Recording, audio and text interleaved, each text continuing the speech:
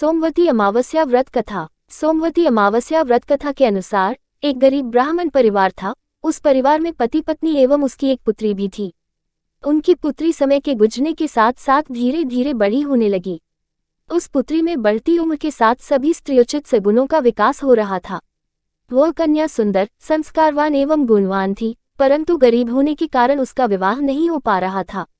एक दिन उस ब्राह्मण के घर एक साधु महाराज पधारे। साधु उस कन्या के सेवा भाव से अत्यधिक प्रसन्न हुए। कन्या को लंबी आयु का आशीर्वाद देते हुए साधु ने कहा कि इस कन्या के हाथ में विवाह योग्य रेखा नहीं है।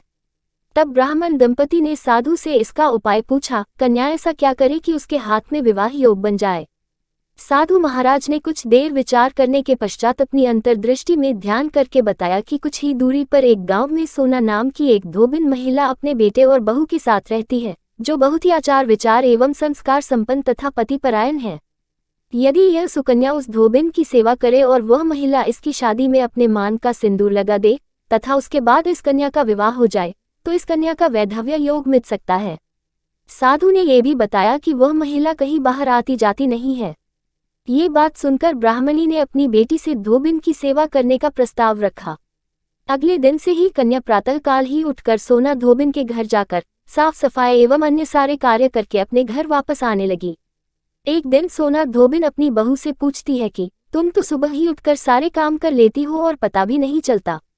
बहू ने कहा, माँ जी, मैंने तो सोचा कि आप ही सुबह उठकर सारे काम खुद ही खत्म कर लेती हैं।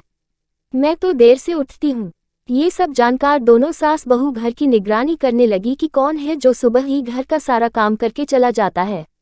कई दिनों के बाद धोबिन ने देखा कि एक कन्या मुंह ढके अंधेरे में घर में आती है और सारे काम करने के बाद चली जाती है। जब वह जाने लगी तो सोना धोबिन उसके पैरों पर गिर पड़ी। पूछने लगी कि आप कौन हैं और इस तरह छुपकर मेरे घर की चाकरी क्यों करती हैं। करेग। तब कन्या ने साधु दोबारा कही गई सारी बात बताई। सोना धोबिन पतिपरायण थी, अतः उसमें तेज था। वह तैयार हो गई। सोना धोबिन के पति थोड़ा अस्वस्थ थे। उसने अपनी बहू से अपने लौट आने तक घर पर ही रहने को कहा। सोना धोबिन ने जैसे ही अपने मांग का सिंदूर उस कन्या की मांग में लगाया, सोना धोबिन का पति मर गया। उसे इस बात का पता चल गया। वह घर से निराजल ही चली थी, ये सोचकर कि रास्ते में कहीं पीपल का पेड़ मिलेगा तो उसे भावरी देकर और उसकी परिक्रमा करके ही जल ग्रहण करेगी। उस दिन सोमवती अमावस्या थी।